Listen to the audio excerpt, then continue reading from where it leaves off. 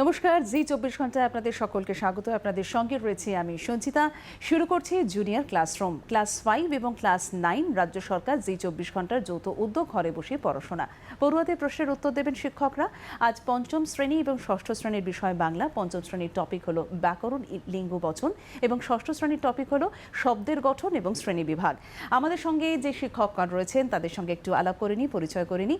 আমার সঙ্গে রয়েছেন এই মুহূর্তে বেহালা আর্য বিদ্যা মন্দিরের শিক্ষক কমল পাল এবং Sakhawat memorial government girls high স্কুলের শিক্ষিকা তাপসী হালদার।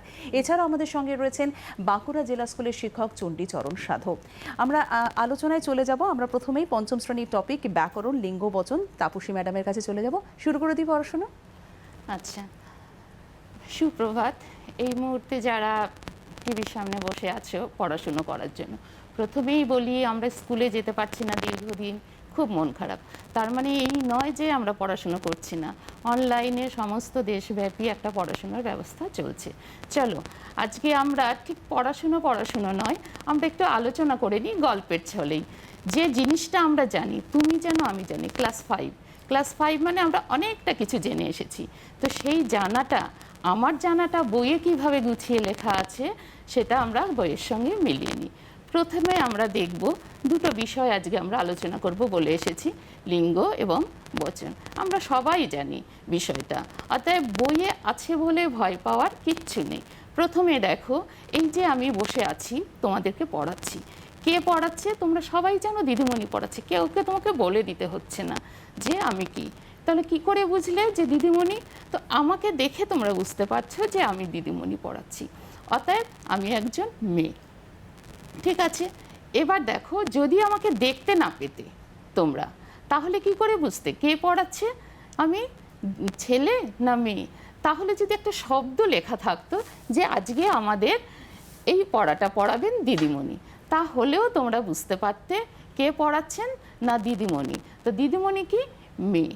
তো এই যে আমরা ছেলে এবং মেয়ে চিনতে পারছি, একবার চোখে দেখে চিনতে পারছি, এবং অনেক সময় আমরা কি করছি, কানে শুনেও দিদিমণি শব্দটা শুনেও বুঝতে পারছি যে ইনি মেয়ে।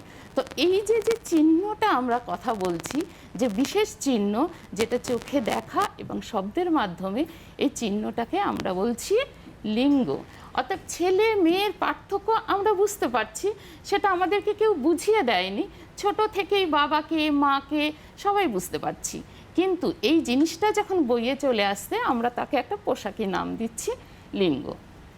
এবার আমরা দেখে নিই এই লিঙ্গটা কতভাবে চেনা যায়। প্রথমে দেখো, আমি যেহেতু পড়াচ্ছি দিদিমণি, যদি আমি না পড়াতাম, আমার পাশে যিনি আছেন তাকে দেখে তোমরা বুঝতে পারছেন তিনি মাস্টারমশাই, তাহলে আমি দিদিমণি, মাস্টারমশাই। তাহলে এই যে দুটো শ্রেণী আলাদা হয়ে গেল, এই শ্রেণীকেই প্রথমে আমরা দুটো ভাগ করে নিচ্ছি। এই শ্রেণীকে একটাকে বলছি পুংলিঙ্গ, একজনকে বলছি স্ত্রীলিঙ্গ। অর্থাৎ পুংলিঙ্গ মানে ছেলে এবং স্ত্রীলিঙ্গ মানে মেয়ে। তো পৃথিবীতে যত প্রাণীবাচক রয়েছে সবাইকে পুংলিঙ্গ এবং স্ত্রীলিঙ্গকে আমরা ভাগ করে নিলাম। তাহলে কি সমস্যাটা মিটে গেল? মিটে গেল না, তারপরেও একটা বিষয় রয়ে গেছে। কি বিষয় রয়ে গেছে? সেই বিষয়টা হলো যে তারপরে যদি বলে আজকে না আমার অনেক বন্ধু এসেছিল, যখনই বললাম বন্ধু এসেছিল তখন আমি বুঝতে পারলাম না যে সে ছেলে কি মেয়ে, বা বললাম কি ফুটফুটে বাচ্চাটা দেখ, যখনই বাচ্চাটা বললাম তখন কিন্তু সমস্যাটা সমাধান হলো না যে সে ছেলে কি মেয়ে। সেই জায়গাতে তখন কী করলাম, তাদেরকে আমরা আর একটা ভাগ তৈরি করে দিলাম। সে ভাগটা কি? সেটাকে আমরা বলছি উভলিঙ্গ। উভ মানে দুই, অর্থাৎ সে ছেলেও হতে পারে মেয়েও হতে পারে, তাহলে উভলিঙ্গ। তাহলে আমরা তিনটে ভাগ পেয়ে গেলাম, স্ত্রীলিঙ্গ, পুংলিঙ্গ, উভলিঙ্গ। তাহলে আমরা পৃথিবীতে প্রাণীবাচক যে শব্দগুলো আছে তাদেরকে মোটামুটি ভাগ করে ফেলে দিলাম তিনটে, স্ত্রীলিঙ্গ, পুংলিঙ্গ, ক্লীবলিঙ্গ। তাহলে কি সমস্যাটা সমাধান হলো? না, আমরা চাইছিলাম পৃথিবী জড়বস্তুতে যত কিছু আছে সব কিছুকে একটা শ্রেণী বিভাগ করতে। বাকি রইল কারা? জড়বস্তু, যেটা বসে রইল। যেমন তোমরা টিভির সামনে বসে বসে দেখছো, আমাকে দেখছো, আমার পড়ানোটা দেখছো, তাহলে একে কি বলবো? একের জন্য আমরা একটা শ্রেণী বিভাগ করে দিলাম। সেই শ্রেণী বিভাগটা কি? তাকে আমরা বলে দিলাম ক্লীবলিঙ্গ। তাহলে আমাদের কোনো সমস্যা রইল না। দেখো, আমরা লিঙ্গকে চারটে ভাগে ভাগ করতে পারলাম। একটা হচ্ছে পুংলিঙ্গ, স্ত্রীলিঙ্গ, উভলিঙ্গ, ক্লীবলিঙ্গ। 4টে ভাগে। এবার আমরা সেই ভাগগুলোর উদাহরণ দিয়েও বুঝিয়ে দিতে পারি। যেমন হচ্ছে পুংলিঙ্গ বললে বাবা, দাদা, মেসোমশাই, মাস্টারমশাই, যত ছেলে আছে সোজা কথাতে আমরা ক্লাস 5 আমরা জানি, যাদেরকে দেখব সবাই পুংলিঙ্গ। যত মেয়ে আছে মা, মাসি, ভাই, বোন, দিদিমণি সবাই চলে গেল তোমার স্ত্রীলিঙ্গতে। বাকি যারা রইল আমরা বুঝতে পারছি না। যদি বলি যে আমার বন্ধু এসেছিল বা তার 5টি সন্তান, হ্যাঁ, বা অনেক জনগণ এখানে ভিড় করে এসেছে, তখন জনগণের ভিতরে ছেলে মেয়ে সবাই থাকতে পারে। 5টি সন্তানের মধ্যে 2টি ছেলে 3টি মেয়ে থাকতে পারে, আমরা জানি না।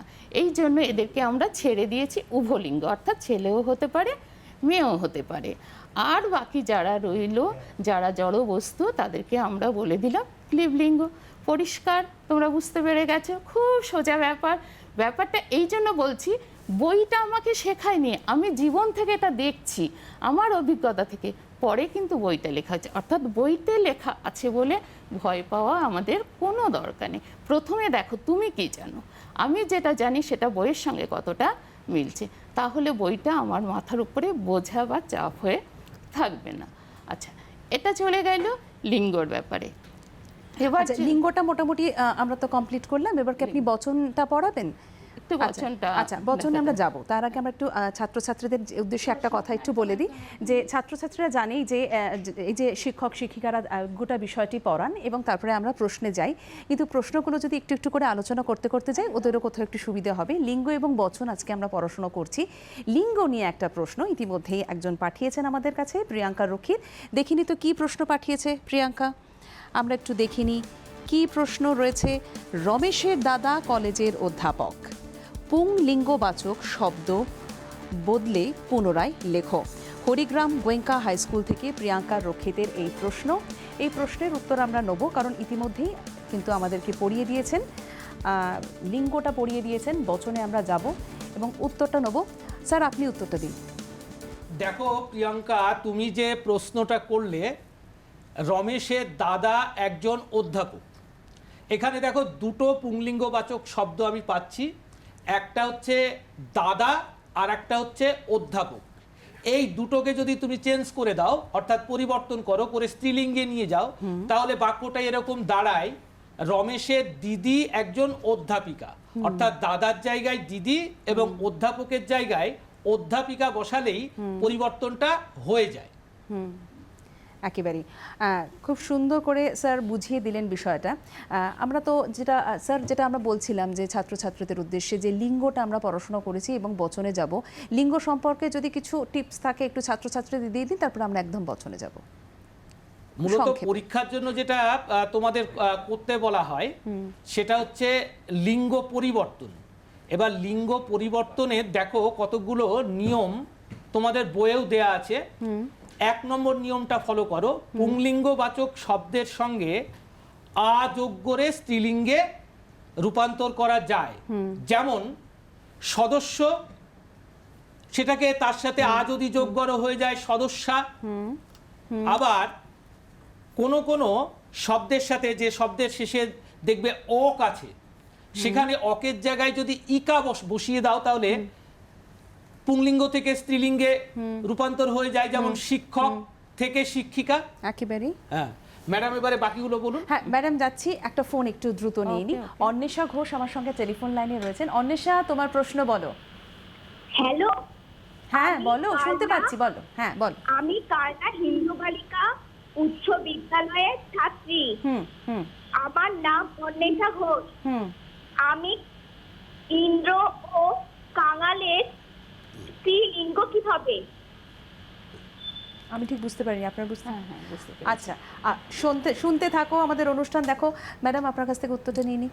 আচ্ছা, তুমি জানতে চেয়েছো ইন্দ্র এবং কাঙাল এই শব্দ দুটো স্ত্রীলিঙ্গ কি হবে। আচ্ছা, ইন্দ্র হবে ইন্দ্রাণী, কাঙাল হবে কাঙালিনী। এক্ষুনি মাস্টারমশাই বললেন যে যে শব্দগুলো পুংলিঙ্গ আছে, অর্থাৎ ছেলে শব্দ, তাদেরকে যদি আমরা স্ত্রীলিঙ্গ করতে পারি তাহলে কিছুটা নিয়ম আছে। যেমন স্যার বললেন নি, ইনি, অক, মান, এগুলো যোগ করে আ যোগ করেও করতে পারি, যেমন হচ্ছে শিষ্য, তার সঙ্গে যদি আমরা একটা আ যোগ করে দিই তাহলে হয়ে যাচ্ছে শিষ্যা, তাহলে পুংলিঙ্গ থেকে স্ত্রীলিঙ্গ চলে গেল। এক্ষুনি স্যার বললেন যে প্রশ্নটা এসেছিল অধ্যাপক, তাহলে সেটাকে আমরা স্ত্রীলিঙ্গ করতে গেলে চলে যাচ্ছি অধ্যাপিকা। এইভাবে তো পুংলিঙ্গ থেকে স্ত্রীলিঙ্গ করা যায়। এছাড়াও আছে একদম শব্দটা পাল্টে যাচ্ছে পুংলিঙ্গ থেকে স্ত্রীলিঙ্গ করতে গেলে, যেমন হচ্ছে সম্পর্কে কোনো আর ই রস্যই দীর্ঘই কিচ্ছু যোগ হচ্ছে না। যেমন হচ্ছে বাবা, তার স্ত্রীলিঙ্গ করতে গেলে হচ্ছে মা, বাবা এবং মা শব্দটা একদম সম্পূর্ণ পৃথক। আবার দেখো কিছু কিছু শব্দ আছে যার সঙ্গে অন্য শব্দ যোগ করা হয়, করে যেটাকে স্ত্রীলিঙ্গ করা, যেমন কবি। এই শব্দগুলো এখন প্রচলিত। কবিকে যখন আমরা ধরবো, একটা কবি আমরা একটা সময় ভাবতাম যে কবি মানে উভলিঙ্গ, কিন্তু সেটা নয়। এখন আমরা কবি বলেই সেটাকে পুংলিঙ্গ ধরছি, তার আগে মহিলা শব্দটাকে ব্যবহার করছি, হয়ে যাচ্ছে মহিলা কবি। আচ্ছা, ফোনে একজন রয়েছেন, একটু নিন ফোনটা। কে রয়েছেন, কোথা থেকে রয়েছো? আমার নাম সন্ময় দাস, আমি জয়দেবপুর ডিগ্রি স্কুলের ছাত্র। আচ্ছা, প্রশ্ন বলো। আমার প্রশ্ন হলো পশু কি লিঙ্গে পড়ে? আচ্ছা, পশু। স্যার বলুন কি প্রশ্নটা আমি ঠিক বুঝলাম না, আরেকবার বলো তো প্রশ্নটা সন্ময়। পশু কোন লিঙ্গে পড়ে? পশু পশু উভলিঙ্গের মধ্যে পড়বে, কারণ তাতে স্ত্রীও আছে পুরুষও আছে। উভলিঙ্গবাচক শব্দ হবে পশু। আচ্ছা, ঠিক আছে। আর একটি ফোন আছে, একটু নিয়ে নিচ্ছি। একদম। আরেকজন ফোনে রয়েছেন, কে রয়েছে, কোথা থেকে রয়েছে, প্রশ্ন বলো। হ্যালো, আমি সোনালী মজুমদার বলছি। বলো সোনালী, বলো। আমার প্রশ্নটি হলো উভলিঙ্গ কাকে বলে? আচ্ছা, ঠিক আছে। উভলিঙ্গ কাকে বলে ম্যাম ইতিমধ্যেই পড়িয়ে দিয়েছেন, তাই তো? আচ্ছা, সময় তো সংক্ষিপ্ত, বচনে চলে যাই তাহলে। আচ্ছা, তুমি তো শুনেছ উভলিঙ্গ কাকে বলে। আমি প্রথম যখন শুরু করেছিলাম একটা একটা করে ভাগ করে, তখন কিন্তু উভলিঙ্গটা বলে দেওয়া হয়েছিল। তবু আমি একটু করে বলে দিচ্ছি যে শব্দগুলোকে বললে আমরা সে ছেলে না মেয়ে কিছু বুঝতে পারবো না, তাকে বলা হচ্ছে উভলিঙ্গ। যেমন হচ্ছে শিশু, হ্যাঁ, যেমন হচ্ছে সন্তান। এটা শিশু বা সন্তান বলে সে ছেলে সন্তানও হতে পারে, মেয়ে সন্তানও হতে পারে। শিশু হলে সে ছেলেও হতে পারে, মেয়েও হতে পারে। যে শব্দগুলো থেকে স্ত্রী পুরুষ কিছুই বোঝা যাচ্ছে না, সেই শব্দগুলোকে আমরা বলবো উভলিঙ্গ শব্দ। আচ্ছা, বচনটা শুরু করে দিই, সময় সংক্ষিপ্ত তো। আমাদের সময়টা খুবই ছোট, তো একটা অংশ আমরা করে ফেলেছি। তোমাদের যে বইটা আছে, বইটা একটু পড়ে নিলেই বুঝতে পারবে, যথেষ্ট সুন্দর উদাহরণ দেওয়া আছে, ব্যাখ্যা করা আছে, এবং যে হাতে কলমে বা এক্সারসাইজ যেগুলো আছে করলে তোমরা, আমার মনে হয় ধারণাটা পরিষ্কার হয়ে যাবে। আচ্ছা, এবার আসি বচন। বচনটা সেটাও আমরা জানি, তুমি জানো, আমি জানি, সবাই জানি। অতএব এটা নিয়েও কোনো সমস্যা নেই। দেখো, যখন বাড়িতে কিছু এলো, তুমি এলে, বন্ধু বান্ধব এলো, বা ভাই বোন এলো, বাবা অনেক খাবার নিয়ে এলো, মা এলো, মা তুমি ভাইকে কেন দুটো দিলে, আমাকে কেন একটা দিলে? এই যে সংখ্যা বা পরিবার, বা ভাই বোনকে কেন অতটা দিলে, আমাকে কেন এটুকু দিলে, এই যে পরিমাণ বা সংখ্যা আমরা বুঝতে পারছি, সেই পরিমাণ বা সংখ্যার যে ধারণা, সেই ধারণাটাকে আমরা বলছি বচন। অর্থাৎ কোনো বস্তু বা প্রাণীর পরিমাণ বা সংখ্যা বোঝাতে ব্যাকরণ আমাকে যে ধারণাটাকে সাহায্য করে, সেই ধারণাটাকে আমরা বলছি বচন। এই বচনকে আমরা দুটো ভাগে ভাগ করে নিচ্ছি, একটা হচ্ছে এক বচন, একটা হচ্ছে বহু বচন। তোমরা দেখো একটা চার্ট রয়েছে, যেখানে তোমাদের বইয়েও আছে চার্টটা, তবুও আমি তোমাদের জন্য একটু করলাম এক বচন এবং বহু বচন। তো সংস্কৃতে আর একটা বচনের কথা বলে দ্বিবচন, সেটা আমরা এখন আর ব্যবহার করি না। দ্বিবচন মানে দুটো, আমরা একের বেশি হলেই তাকে আমরা বলে দিচ্ছি এক বচন, একটি হলে এক বচন, এবং একের অধিক হলে তাকে বলছি বহু বচন। তো এই যে এক বচন আর বহু বচন দুটো শ্রেণী করলাম, এই এক বচন থেকে বহু বচনে যেতে গেলে আমাদের কিছুটা নিয়ম আছে, সেই নিয়ম মেনে আমরা সেটা করে থাকি। প্রথম দেখো এক বচন, এক বচন বোঝাতে গেলেই কিছুটা, মানে আমি চিহ্নকেই বলছি, টি, টা, খানা, খানি ব্যবহার করি। কীরকম শব্দগুলো অদ্ভুত লাগছে না এই চিহ্নগুলো। দেখো, বইটি, যদি বলি আমাকে বইটি দাও, তাহলে একটা বই তুমি আমাকে দেবে। আমাকে ছাতা লাঠিখানি দাও, তো আমাকে একটা লাঠি দেবে, তাহলে যে বস্তুগুলোর সঙ্গে টি টা খানাখানি যোগ থাকবে আমরা সেগুলোকে বুঝতে পারবো যে তারা হচ্ছে এক বচন। এবার এই এক বচনগুলোকে আমরা বহু বচন করব।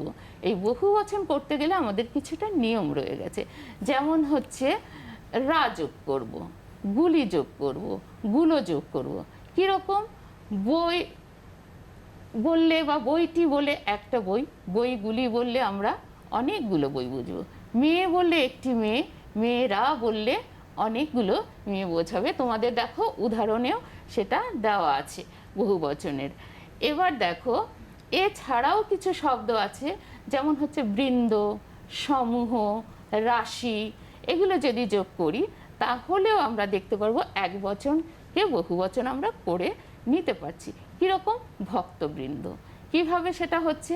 ভক্ত, মন্দির প্রাঙ্গণে ভক্তবৃন্দ বসে আছে, তাহলে ভক্তবৃন্দ বললে কিন্তু আমরা একজন ভক্তকে বোঝাচ্ছি না, বৃন্দ যোগ করলে একাধিক ভক্তকে আমরা বুঝতে পারছি। ঠিক সেইভাবে আমরা যদি দেখি যে গুলি, গুলি যখন যোগ করছি, যখন দেখছি ফল, তখন ফল বললে ফলটি আমাকে দাও, ফলগুলি বলে দিচ্ছি, তখন গুলি যোগ যখন করলাম তখন দেখতে পাচ্ছি সেটা বহুবচন হয়ে যাচ্ছে।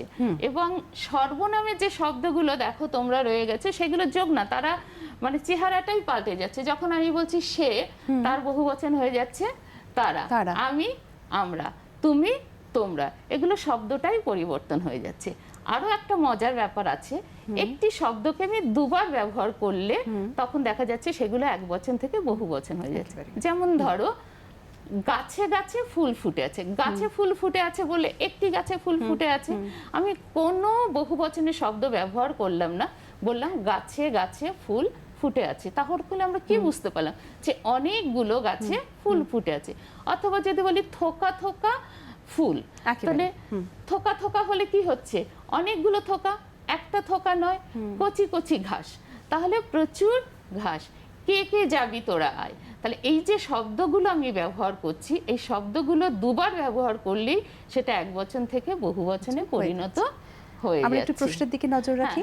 আমাদের কাছে যে ভিডিও কোয়েশ্চেন পাঠিয়েছেন কমলেশ সরকার, আমরা একটু দেখে নিই কি বলছে কমলেশ। নমস্কার, আমার নাম কমলেশ সরকার। আমি মালদা জেলার গাজল হাজিনাকু মোহাম্মদ হাই স্কুলের ৫ম শ্রেণীর ছাত্র। আমার প্রশ্ন হলো, লিঙ্গ কাকে বলে, ইহা কয় প্রকার ও কি কি, এবং পুংলিঙ্গ বাচক শব্দের সঙ্গে কি কি যোগ করলে স্ত্রীলিঙ্গ বাচক শব্দ হয়? আমরা তো অলরেডি এই প্রশ্নের উত্তর আপনারা দিয়ে দিয়েছেন, দুজনেই দিয়েছেন। আমরা বরং পরের প্রশ্নে একটু নজর রাখি। কি রয়েছে প্রশ্নটা দেখে নিই। সৌমজিতের প্রশ্ন, প্রশ্নটি রয়েছে বাংলায় এক বচনকে বহু বচনে পরিণত করা ৩টি নিয়ম দৃষ্টান্ত সহ আলোচনা করো। সৌমজিৎ বিশ্বাস এই প্রশ্ন পাঠিয়েছে। আমাদের সঙ্গে যে জেলা থেকে রয়েছেন, বাঁকুড়া জেলা থেকে চণ্ডীচরণ সাধু, ওনার কাছ থেকে নিয়ে নিই উত্তরটা। সৌমজিৎ, আশা রেখে ভালো আছো। তোমার প্রশ্নের প্রসঙ্গে বলি, তুমি খুব সুন্দর প্রশ্ন করেছ। বাংলায় বচনের আলোচনায় যেমন তার সংজ্ঞা দরকার হয়, শ্রেণীবিভাগ দরকার হয়, উদাহরণ দরকার হয়, তেমনিভাবেই দরকার হয় এক বচন থেকে বহু বচন করার ক্ষেত্রে নিয়মগুলি কী কী, তাই না? খুব সুন্দর প্রশ্ন করেছ। শোনো, বাংলা এক বচন থেকে বহু বচন করার ক্ষেত্রে অনেকগুলি নিয়ম আছে। তুমি 3টি নিয়ম জানতে চেয়েছো, তাই আমি 3টি উদাহরণ দিয়ে দেখাচ্ছি, বাকিগুলো কিন্তু করে নিতে হবে, তাই না? প্রথমত, কিছু কিছু শব্দের ক্ষেত্রে শব্দের শেষে একমাত্রায় গুলি, গুলো এরকম যদি যোগ করো, যে কোনো একটা যোগ করবে, দেখবে বহুবচন পেয়ে যাবে। যেমন বাড়ি, বাড়িগুলি, বিড়াল, বিড়ালগুলো, তাই না? তাহলে এটা প্রাণীর ক্ষেত্রে হতে পারে, বস্তুর ক্ষেত্রেও হতে পারে। দ্বিতীয়ত, কিছু কিছু শব্দ যদি দুবার পরপর ব্যবহৃত হয় তাহলেও বহুবচন হয়ে যায়। যেমন সে দেশে দেশে ফিরছে, নিশ্চয়ই বুঝতে পারছো, দেশে দেশে মানে এক দেশে নয়, অনেক দেশেই ফিরছে, তাহলে এটি বহুবচনের আরেকটি পদ্ধতি, তাই না? তৃতীয়ত, কিছু কিছু শব্দের ক্ষেত্রে তার শেষাংশে বহুবচন জ্ঞাপক কিছু শব্দ যোগ করতে হয়। যেমন ভক্ত শব্দের শেষে বৃন্দ যোগ করে দিলে একমাত্রায়, পেয়ে গেলে ভক্তবৃন্দ, হয়ে গেল বহুবচন। ভক্তবৃন্দ মানে অবশ্যই অনেক অনেক ভক্ত। তেমনি বন্ধু, বন্ধুগণ, গণ যোগ করে দিলে, এইভাবে রাশি যোগ করে পেতে পারো, মালা যোগ করে পেতে পারো, সমূহ যোগ করে পেতে পারো। বুঝে গেছে? তাহলে তিনটি পদ্ধতি কি কি হলো?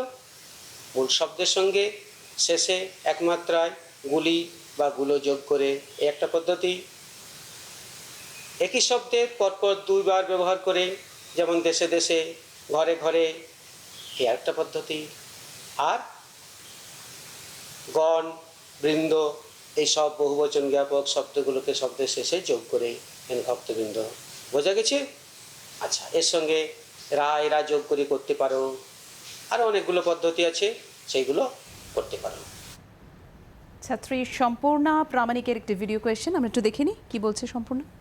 আমার নাম সম্পূর্ণা প্রামাণিক। আমি বাঁকড়াট উচ্চ বালিকা বিদ্যালয়ের ৫ম শ্রেণীর ছাত্রী। আমার প্রশ্নটি হলো, বচন কাকে বলে? আচ্ছা, বচন কাকে বলে? ম্যাডাম তো এক্ষুনি তোমাদের বচন পড়ালেন এবং সেখানে ম্যাডাম খুব স্পষ্ট করেই বলেছেন যে বচন হচ্ছে সংখ্যার ধারণা, যা থেকে শব্দে বস্তু বা প্রাণীর সংখ্যা সম্পর্কে ধারণা করা যায়, তাই হচ্ছে বচন। হয়েছে? একেবারে। এবং সেখানে বচন দু প্রকার তিনি বলেছেন। আমাদের বাংলায় বচন দু প্রকার, একটা একবচন, একটা বহুবচন। একেবারে। আমরা এর পরের প্রশ্নে নজর রাখি। কি প্রশ্ন আছে একটু দেখে নিই আমরা। পরের প্রশ্ন হলো, গাছ কি জাতীয় লিঙ্গ? উভয় লিঙ্গ না ক্লিবলিঙ্গ? আচ্ছা, গাছ কি জাতীয় লিঙ্গ? উভলিঙ্গ না ক্লীবলিঙ্গ? আমরা উভলিঙ্গ আলোচনা করে দিয়েছি, যে যেটা থেকে আমরা হচ্ছে ছেলে মেয়ে বুঝতে পারছি না, যে ক্ষেত্রে হচ্ছে পশু, ছেলে মেয়ে আমরা বুঝতে পারিনি, তাই পশু হচ্ছে উভলিঙ্গ। কিন্তু গাছ যেহেতু প্রাণ আছে আমরা ধরে নিই, সেটা জীববিদ্যা, কিন্তু এখানে গাছকে আমরা ক্লীবলিঙ্গ হিসেবে চিহ্নিত করব। একেবারে। আমরা পরের প্রশ্নে একটু নজর রাখি। কি প্রশ্ন আছে দেখে নিই। পরের প্রশ্ন হলো, এমন কিছু শব্দের উদাহরণ দাও যেগুলি দুবার ব্যবহার করেও বহুবচন করা যায়। এটা ইতিমধ্যে আলোচনা হয়ে গেছে, এটা তো খুব সংক্ষেপে একটু বলে দিন। আলোচনা হয়ে গেছে, আবারও আমি বলছি, এটা খুব মজার এবং খুব সুন্দর মানে উদাহরণ আর কি। একই শব্দকে দুবার ব্যবহার করা, একটু লক্ষ্য করলে তোমরা বুঝতে পারবে। যদিও আমাদের এখন স্কুল বন্ধ, তবুও ফেব্রুয়ারি পর্যন্ত তো স্কুল হয়েছিল। ব্যাকরণে আমাদের প্রথমেই ছিল পদ, আশা করি পদটা তোমাদের পড়া হয়েছে। একই শব্দ দুবার যখন ব্যবহার করছি, যেমন কে কে আমার সঙ্গে যাবে, একটুখানি লক্ষ্য করো, কে কে, কে কে শব্দটা কিন্তু আমরা দেখতে পাচ্ছি সর্বনাম পদ। তাহলে একটা সর্বনাম পদকে যদি আমি দুবার ব্যবহার করি, তাহলে সেটা একবচন থেকে বহুবচন হচ্ছে। আবার যখন আমি বলছি থোকা থোকা ফুল ফুটে আছে, তাহলে থোকা থোকাটাও তোমরা একটু পদের দিকে লক্ষ্য রাখবে, দেখবে ওটা বিশেষণ পদ।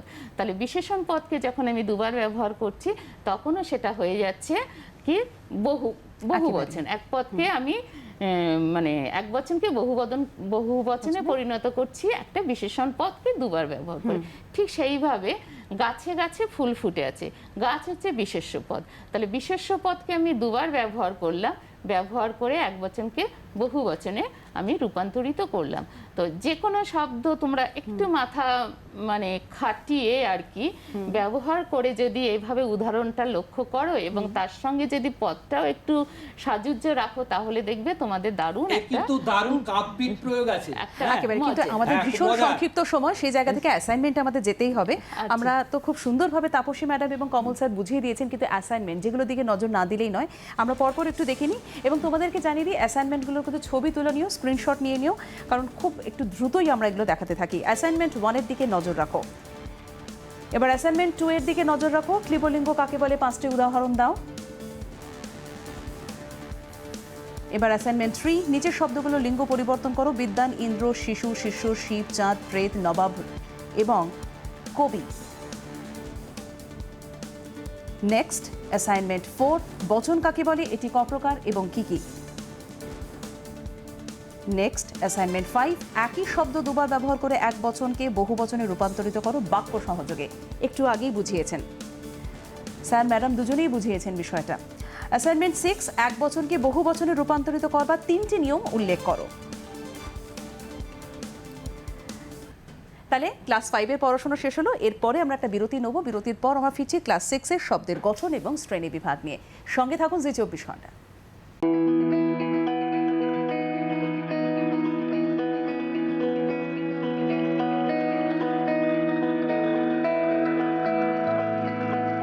বিরতির পর স্বাগত জুনিয়র ক্লাসরুমের সঙ্গে রয়েছে সঞ্চিতা। আমরা ক্লাস 5-এর বাংলা ব্যাকরণ পড়ে নিয়েছি, এবার ক্লাস 6-এর বাংলা ব্যাকরণ, শব্দের গঠন এবং শ্রেণী বিভাগ।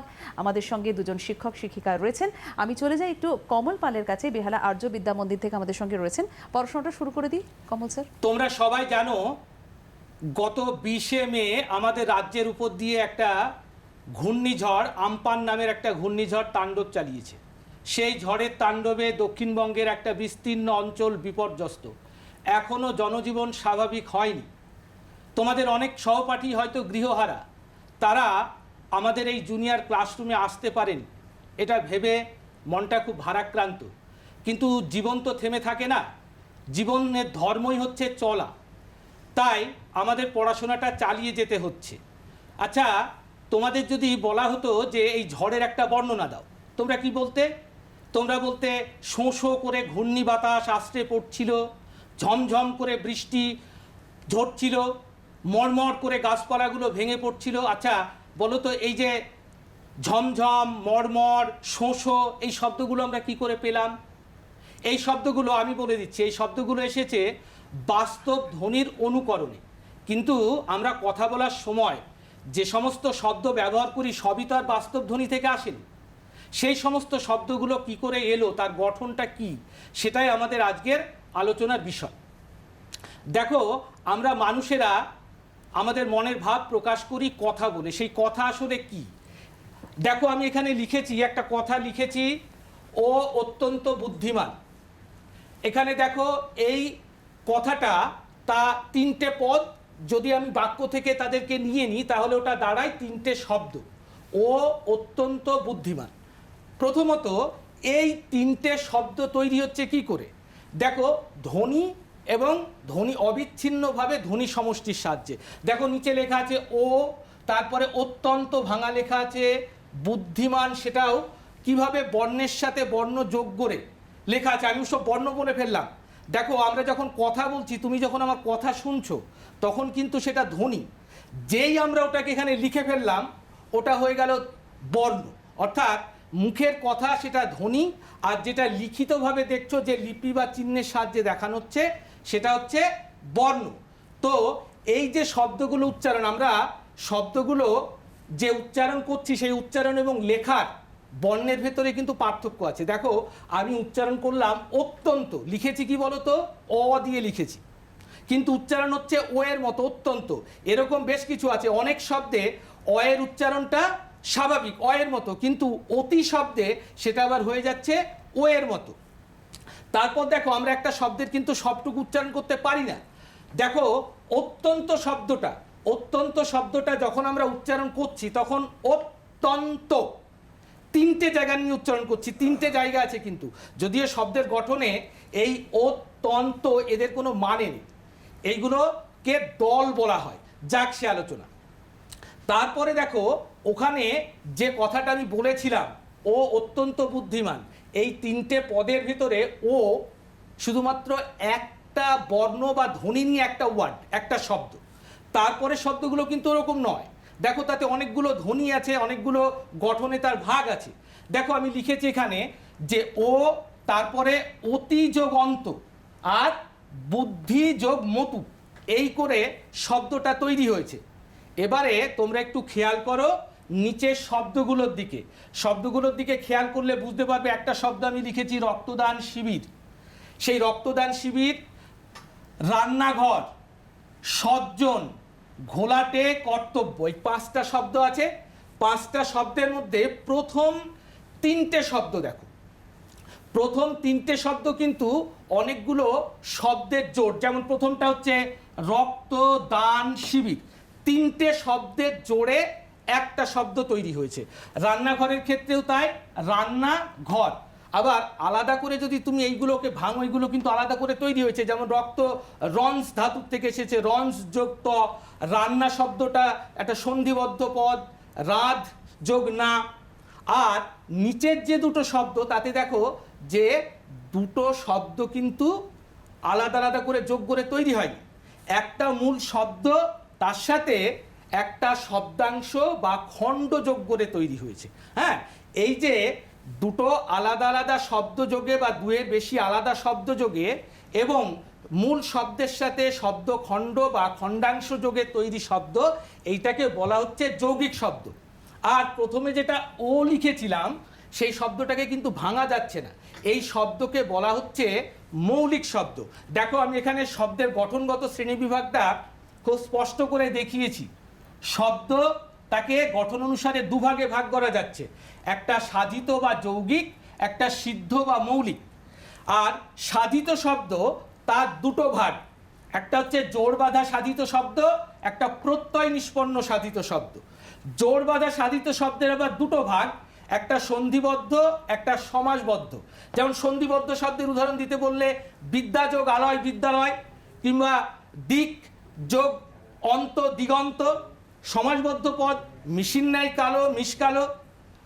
এবারে প্রত্যয় নিষ্পন্ন শব্দ তার দুরকম হয়, একটা হচ্ছে শব্দ প্রত্যয়যুক্ত, তার একটা পরিভাষা আছে, তাকে বলা হয় তদ্ধিদান্ত শব্দ।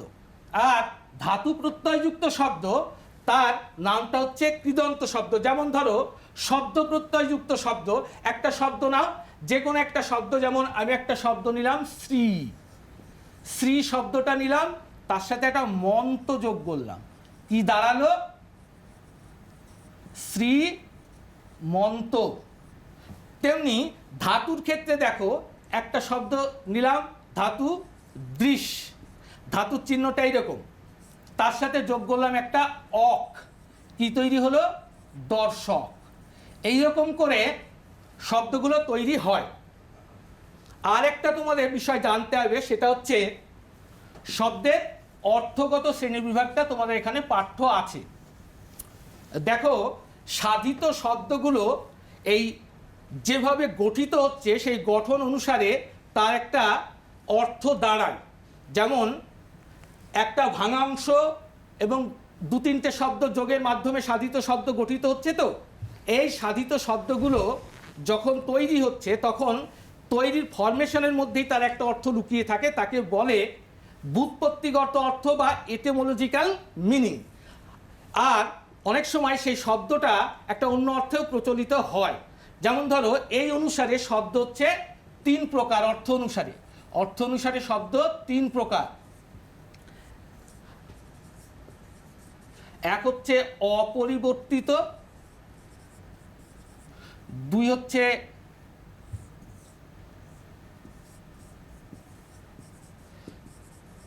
পরিবর্তিত, আর তিন হলো সংকুচিত। অপরিবর্তিত সাধিত শব্দ কাকে বলে? না, যে শব্দের ব্যুৎপত্তিগত অর্থ এবং প্রচলিত অর্থ দুটো অপরিবর্তিত থাকে, একই রকম থাকে। যেমন একটু আগে শব্দটা লিখেছিলাম দর্শক, দৃশ ধাতু অক।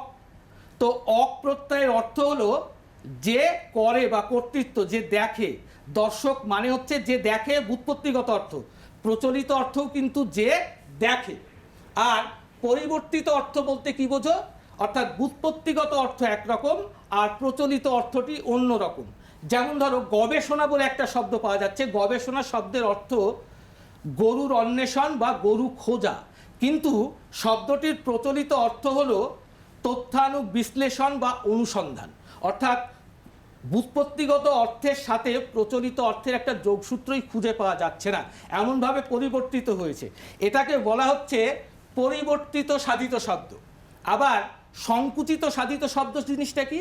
না, ব্যুৎপত্তিগত অর্থ তার ব্যাপকতর। একটা ব্যুৎপত্তিগত অর্থে অনেক কিছুকে বোঝায়, কিন্তু সেই অনেক কিছুর ভেতর থেকে যখন যে কোনো একটা জিনিসকে জিনিস অর্থে শব্দটা প্রচলিত হয় তখন তাকে বলা হচ্ছে সংকুচিত সাধিত শব্দ। যেমন পঙ্কজ, পঙ্কজ শব্দের অর্থ হচ্ছে যা পাকে জন্মায়।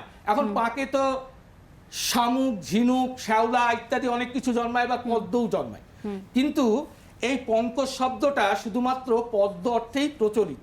আচ্ছা, এই সংকুচিত শব্দ নিয়ে একজন ফোন করেছে, তৃষা ঘোষ। একটুখানি নিয়ে নি ফোনটা। তৃষা, তোমার প্রশ্নটা বলো। সংকুচিত যৌগিক শব্দ কাকে বলে? স্যার পড়িয়ে দিলেন এবং উদাহরণ উত্তর তো সমেত বলেই দিয়েছি, বোঝালেন। এক্ষুনি বলেছি। একেবারে এক্ষুনি খুব সুন্দর করে গোটা ব্যাপারটা বোঝালেন এবং পড়ালেন। মোটামুটিভাবে আমাদের পড়াটা শেষ হয়েছে, অর্থাৎ শব্দের গঠন এবং শ্রেণী বিভাগ। কিন্তু প্রশ্নগুলোর দিকে একটু নজর রাখতে হবে। ছাত্রছাত্রী ইতিমধ্যে বেশ কিছু প্রশ্ন পাঠিয়েছেন আমাদেরকে। আমরা একটু প্রথম প্রশ্নের দিকে নজর দিই। কি রয়েছে দেখিনি প্রথম প্রশ্ন। প্রথম প্রশ্ন রয়েছে, মৌলিক শব্দের সঙ্গে যৌগিক শব্দের পার্থক্য লেখো। ঈশানী প্রশ্ন করেছে স্যার। যখন আমি পড়াচ্ছিলাম স্যার, তখন এই প্রশ্নটার সঙ্গে একটা ভিডিও প্রশ্ন হ্যাঁ, রয়েছে, হ্যাঁ, সেটা একটু নিন, নিয়ে নিই। নিন। ভিডিও প্রশ্নটা দেখিনি। সঞ্চিতা মাহাতো ভিডিও প্রশ্ন রয়েছে, কি বলছে সঞ্চিতা? নমস্কার, আমি ঝাড়গ্রাম জেলার বেলপাহাড়ি ব্লকের বামনডিহা হাই স্কুলের 6ষ্ঠ শ্রেণীর ছাত্রী সঞ্চিতা মাহাতো। আমার প্রশ্ন হলো, যৌগিক শব্দ বা সাধিত শব্দ কাকে বলে? আচ্ছা, দেখো, প্রথম প্রশ্নটি ছিল যে মৌলিক শব্দের সঙ্গে যৌগিক শব্দের পার্থক্য, পার্থক্য। আর দ্বিতীয় প্রশ্ন ভিডিওতে যেটা এলো সেটা হচ্ছে যৌগিক শব্দ বা সাধিত শব্দ কাকে কাকে বলে। বলে। এখন পার্থক্য বলতে গেলেই কিন্তু তোমাকে দুটো সংজ্ঞা বলে নিতে হবে। ঠিক আছে। একদম। মৌলিক শব্দ আমি যখন পড়াচ্ছিলাম তখন দেখবে আমি বলেছি যে মৌলিক শব্দকে ভাঙা যায় না, ভাঙলে যে ভগ্নাংশগুলো পাওয়া যায় তার কোনো অর্থ থাকে না। কিন্তু যৌগিক শব্দের ক্ষেত্রে শব্দটাকে ভাঙা যায় এবং ভাঙলে যে ভগ্নাংশগুলো পাওয়া যায় তার কিন্তু অর্থ থাকে। তাহলে যৌগিক শব্দ বা সাধিত শব্দের সংজ্ঞাটা কি দাঁড়ালো? যে যে সমস্ত শব্দ বিশ্লেষণ করলে দুই বা ততোধিক অর্থপূর্ণ শব্দ পাওয়া যায়, বা যে শব্দকে বিশ্লেষণ করলে একটি মূল শব্দ এবং তার সাথে শব্দাংশ বা শব্দখণ্ড পাওয়া যায়, সেই শব্দগুলোকেই বলা হচ্ছে যৌগিক শব্দ বা সাধিত শব্দ। আচ্ছা, তাহলে আমরা দ্বিতীয় প্রশ্নের দিকে নজর দিই। দেখে নিই দ্বিতীয় প্রশ্ন কি আছে। দ্বিতীয় প্রশ্ন রয়েছে, অনির্দেশক সংখ্যা শব্দ কাকে বলে, উদাহরণ দাও। এই প্রশ্নের উত্তরটা আমরা নেব। আমাদের সঙ্গে রয়েছেন বাঁকুড়া জেলা স্কুল থেকে চণ্ডীচরণ সাধু, তার কাছ থেকে উত্তরটা নিয়ে নিই। দেবার্চনা, তোমার প্রশ্নের প্রসঙ্গে বলি, অনির্দেশক সংখ্যা শব্দের একটা ভাগ। তুমি নিশ্চয়ই পড়েছ, তোমার বইয়ে দেওয়াও আছে। সংখ্যা শব্দের আলোচনায় বিশুদ্ধ সংখ্যা শব্দ, ভগ্নাংশিক সংখ্যা শব্দ, গণিতক সংখ্যা শব্দ এসব তো পেয়েছ, তাই না? সেই রকমই আরেকটি সংখ্যা শব্দ হলো অনির্দেশক সংখ্যা শব্দ। বিষয়টা অত্যন্ত সহজ। কিছু কিছু সংখ্যা শব্দ আছে যেগুলো নির্দিষ্ট কোনো সংখ্যাকে প্রকাশ করতে পারে না, তার কাছাকাছি কোনো অনুমান, কোনো আন্দাজকে প্রকাশ করে। সেই সব সংখ্যা শব্দকে বলা হয় অনির্দেশক সংখ্যা শব্দ। যেমন হাত দশেক লম্বা ঘর। হাত দশেক নিশ্চয়ই বুঝতে পারছো, হাত দশেক মানে সেটা 10 হাত নয়, 10 হাতের কাছাকাছি তার একটা অনুমান পাচ্ছি। কতটা লম্বা তার একটা অনুমান পেলাম, 10 হাতের কাছাকাছি। সেরকম কারো যদি বয়স বছর 12, তার মানে সে 12 বছরের নয়, 12 বছরের কাছাকাছি। 12 বছর হতেও পারে, নাও হতে পারে, কাছাকাছি, এটা একটা অনুমান পেলাম। আবার 10-12 ফুট গভীর গর্ত, সেই 10-12 ফুট মানে সেটা 10 ফুট হতে পারে, 11 ফুট হতে পারে, 12 ফুট হতে পারে, কাছাকাছি যে কোনো হতে পারে। এইভাবে 10-12 একটি অনির্দেশক সংখ্যা শব্দ। সুতরাং বোঝা গেল তো, অনির্দেশক সংখ্যা শব্দ হলো সেই সংখ্যা শব্দ যা নির্দিষ্ট কোনো সংখ্যাকে প্রকাশ করতে পারে না, তার কাছাকাছি কোনো সংখ্যার অনুমান বা আন্দাজকে আমাদের কাছে স্পষ্ট করে তোলে। আশা করি ছাত্রছাত্রীরা খুব সুন্দর করে বুঝতে পেরেছেন, স্যারেরা কি সুন্দর করে বোঝাচ্ছেন। ইতিমধ্যে ফোনও এসে গেছে। সৃজিতা মণ্ডল আমার সঙ্গে রয়েছেন, একজন ছাত্রী। সৃজিতা, তোমার প্রশ্ন বলো। হ্যালো ম্যাম, আমার নাম সৃজিতা মণ্ডল। আমি সাগরদিঘি থার্মাল পাওয়ার হাই স্কুলের 6ষ্ঠ শ্রেণীর ছাত্রী।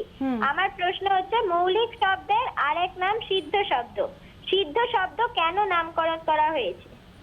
আচ্ছা, এই প্রশ্নের উত্তর স্যার আপনার থেকে নেবো, আসলে, কিন্তু আরেকটা প্রশ্ন সিদ্ধ স্যার, মানে একটা ফোন আছে, একটু নিয়ে নি, আচ্ছা, আরেকটা আচ্ছা। ফোন একবারে নিয়ে নি। হ্যাঁ, কে রয়েছে, কোথা থেকে রয়েছে? হ্যালো, হ্যালো, হ্যাঁ হ্যাঁ, নমস্কার, বলো কে বলছো, বলো। আমার নাম রিপন ঘোষ। আচ্ছা, প্রশ্ন বলো, আমার নাম রিপন ঘোষ। বলো। আমার নাম রিপন ঘোষ, আমি গুপ্তিয়া কেতনাথ হাই স্কুল থেকে বলছি। রিপন, আমার তোমার প্রশ্ন প্রশ্নটা বলো। হচ্ছে আমার প্রশ্নটা হচ্ছে সাধিত শব্দ বলতে কি বোঝায়? স্যার, এই দুটো প্রশ্ন সাধিত শব্দ বলতে কি বোঝায় প্রশ্নের উত্তর উত্তর আগে দিয়ে দেওয়া একজন হয়েছে, করেছিলেন, দেয়া হয়ে একদম গেছে। একদম। এবারে মৌলিক শব্দের অপর নাম সিদ্ধ শব্দ কেন? আসলে এই শব্দটা স্বয়ং সিদ্ধ অর্থাৎ একে বিশ্লেষণ করা যায় না, ভাঙা যায় না, ভাঙলে ভগ্নাংশগুলোর অর্থ হয় না, সেই জন্যই কিন্তু এর একটা নাম হচ্ছে সিদ্ধ শব্দ। ঠিক আছে, আমরা এর পরের প্রশ্নে একটু নজর রাখি। কে প্রশ্ন পাঠিয়েছে দেখিনি, একটু প্রীতম দাস প্রশ্ন পাঠিয়েছে। কি প্রশ্ন দেখে নি?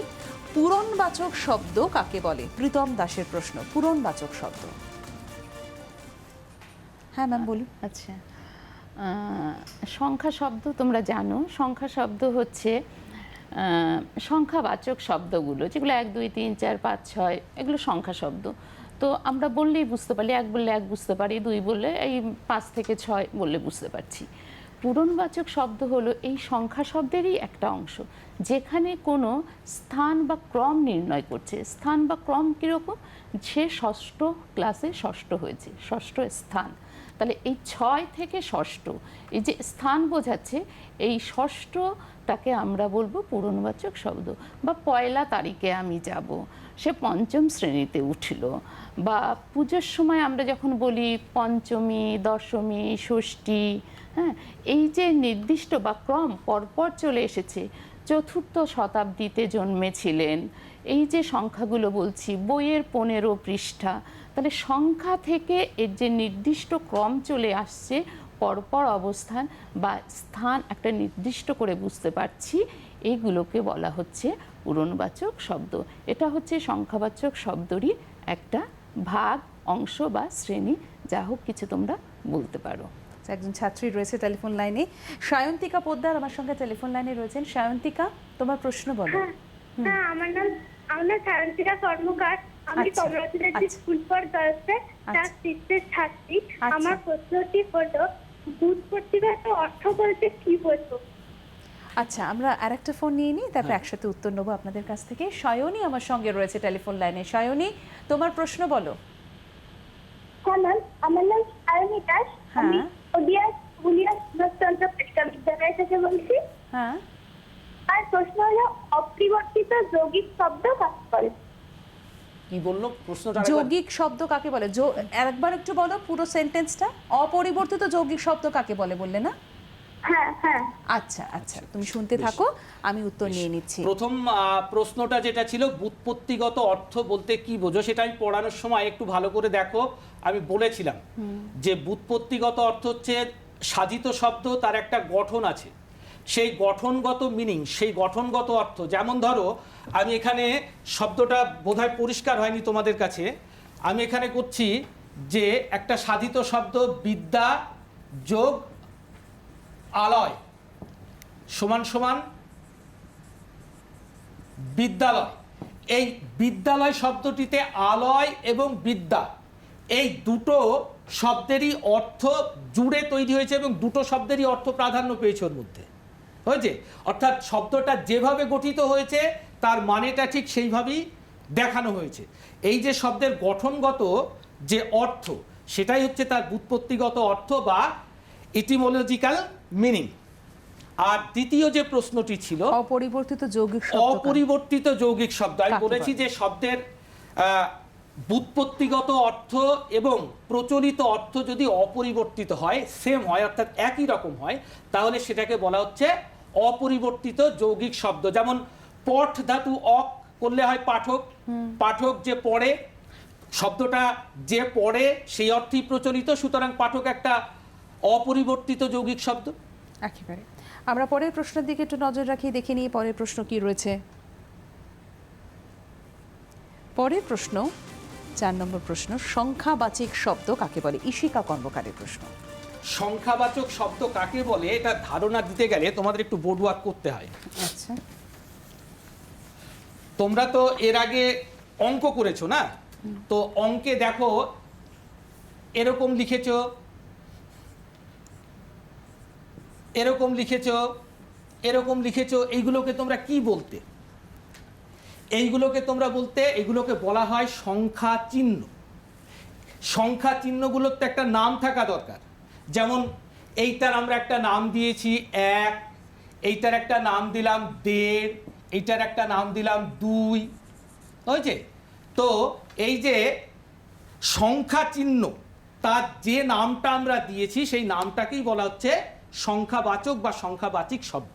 আচ্ছা, একজন ছাত্রী ইতিমধ্যেই টেলিফোন লাইনে রয়েছেন, একটু নিয়ে নিই। সৃজনী দত্ত আমার সঙ্গে রয়েছেন টেলিফোন লাইনে। সৃজনী, তোমার প্রশ্নটা বলো। হ্যাঁ ম্যাডাম, আমি সৃজনী দত্ত আলমঘাট উচ্চ বালিকা বিদ্যালয় থেকে বলছি। প্রশ্নটা। যৌগিক শব্দের আরেক নাম সাধিত শব্দ। এই সাধিত শব্দটা কোথা থেকে এসেছে? কোথা থেকে এসেছে? আচ্ছা সাধিত শব্দে সাধন, সাধন শব্দটা থেকে সাধিত। আচ্ছা, হয়েছে? একেবারে। সাধন শব্দ থেকে সাধিত। আচ্ছা, তাহলে খুব সুন্দর করে স্যার ম্যাডাম দুজনেই পড়িয়েছেন এই টপিকটা, কিন্তু এরপরে কিন্তু আমাদের একটু অ্যাসাইনমেন্টের দিকে তো নজর দিতেই হবে, কারণ প্রশ্ন কি আসতে পারে সেদিকে। আর কিছু যদি অ্যাসাইনমেন্ট আমরা যাব, কিন্তু তার আগে আরেকবার একটু স্যারের কাছে যাই। শব্দের গঠন এবং শ্রেণী বিভাগটা তো আপনি পড়ালেন, আর একদম শেষ দিকে চলে এসছে অনুষ্ঠানে, কিছু যদি টিপস থাকে তাহলে ছাত্রছাত্রীদের একটু জানিয়ে দিন। দেখো, শব্দ গঠন এইটাকে একটু ভালো করে ফলো করতে হবে, কারণ হচ্ছে এগুলো উপরের শ্রেণীগুলোতে একটু লাগবে। 2 হচ্ছে পরীক্ষার জন্য অ্যাপ্লিকেশন বেস। এখন আমাদের পরীক্ষা পদ্ধতিতে যেটা হয়েছে সেটা হচ্ছে শর্ট ব্যাকরণ থেকে খুব সংক্ষিপ্ত উত্তরধর্মী প্রশ্ন। সুতরাং সংক্ষিপ্ত প্রশ্ন, উত্তরধর্মী প্রশ্নে যেটা দাঁড়ায় সেটা বেশিরভাগ ক্ষেত্রে ইনফরমেটিভ বা তথ্যভিত্তিক হয়ে থাকে।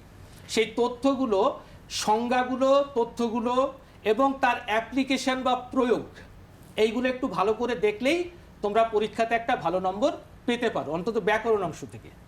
আচ্ছা, তাহলে আমরা একটুখানি অ্যাসাইনমেন্ট দিকে নজর রাখি। শব্দের গঠন এবং শ্রেণী বিভাগ তো পড়াশোনা হলো, কিন্তু কোন কোন বিষয়ের ওপর নজর বেশি করে রাখতে হবে? অ্যাসাইনমেন্ট 1 আপনারা দেখুন। সন্ধিবদ্ধ শব্দগুলিকে আলাদা করো। গাছপালা, ভারাক্রান্ত, দম্পতি, গৃহহারা, পর্যন্ত, সদাশয়, ফুলকবি এবং আশ্চর্য। অ্যাসাইনমেন্ট 1। এবার অ্যাসাইনমেন্ট 2 এর দিকে নজর রাখছি। নিচের যে শব্দগুলো রয়েছে সেগুলোর ব্যুৎপত্তিগত অর্থ এবং প্রচলিত অর্থ লেখো। তিরস্কার, সামান্য, সমাচার, অদৃষ্ট। এগুলো বাড়িতে সলভ করবে তোমরা। অ্যাসাইনমেন্ট 3। শব্দ ঝুড়ি থেকে শব্দ নিয়ে মৌলিক ও যৌগিক স্তম্ভে ভাগ করে লেখো। মৌলিক আর যৌগিক দুটো স্তম্ভ থাকে। ধার্মিক, ফুটন্ত, আকাশ, 11, মিশকালো, সবুজ, সজারু এবং বিদ্যালয়। একেবারে শেষ অ্যাসাইনমেন্ট তোমাদের জন্য, অ্যাসাইনমেন্ট 4। একটি বাক্যে উত্তর দাও। 1 নম্বর হলো ব্যুৎপত্তিগত অর্থ বলতে কি বোঝো। 2 নম্বর জোড় বাঁধা সাধিত শব্দ কাকে বলে। 3 হলো প্রকৃতি বলতে কি বোঝো, এবং 4 হলো প্রকৃতির ক প্রকার এবং কি কি। অর্থাৎ ক্লাস 5 এবং ক্লাস 6 এর বাংলা ব্যাকরণ কিন্তু পড়া হলো। খুব সুন্দর করে শিক্ষক শিক্ষিকা যারা আমাদের সঙ্গে রয়েছেন স্টুডিওতে খুব সুন্দর করে পড়িয়েছেন। অনেক ধন্যবাদ আমাদের সঙ্গে স্টুডিওতে আসার জন্য এবং সুন্দর করে পড়ানোর জন্য। আশা করি ছাত্রছাত্রীরা যারা এই মুহূর্তে লকডাউনের মধ্যে তোমরা বাড়িতে রয়েছো, স্কুলে যেতে পারছো না, তোমাদের অনেকটাই সুবিধে হলো। কিন্তু তোমাদের আরও বেশ কিছু ঘোষণা রয়েছে, সেগুলো একটু করে দিই। যে জুনিয়র ক্লাসরুম, অর্থাৎ তোমাদের যে পরের ক্লাস, অর্থাৎ আগামীকাল মঙ্গলবার যে পরের ক্লাস রয়েছে 2 তারিখে ঠিক সকাল 10টায় তোমরা জি 24 ঘন্টায় নজর রেখো। 7ম শ্রেণী এবং 8ম শ্রেণীর জন্য বিষয় হলো বিজ্ঞান। 7ম শ্রেণীর টপিক হলো পরিবেশ গঠনে পদার্থের ভূমিকা এবং 8ম শ্রেণীর টপিক হলো কয়েকটি গ্যাসের পরিচিতি। তোমাদের প্রশ্ন তোমরা করতে পারো, যদি কোনো প্রশ্ন থাকে সেটা আজকে সোমবার দুপুর 1টার মধ্যে তোমাদেরকে প্রশ্ন করতে হবে। 2টি মাধ্যম রয়েছে, একটি হোয়াটসঅ্যাপ নাম্বার যেটি বলে দিচ্ছি আমি তোমাদেরকে 9434324078, এই হোয়াটসঅ্যাপ নাম্বারে প্রশ্ন করতে পারো, অথবা তোমরা ইমেল করতে পারো। ইমেল আইডি বলে দিচ্ছি jerclassroom2020@gmail.com। এবং জুনিয়র ক্লাসরুম মঙ্গলবার অর্থাৎ 2 তারিখ আমাদের অনুষ্ঠান যখন চলবে সেই সময় কিন্তু তোমরা সরাসরি প্রশ্ন করতে পারো 03340594020 নাম্বারে অথবা 03340594023 নাম্বারে ফোন করে তোমাদের প্রশ্ন তোমরা আমাদেরকে জানাতে পারো।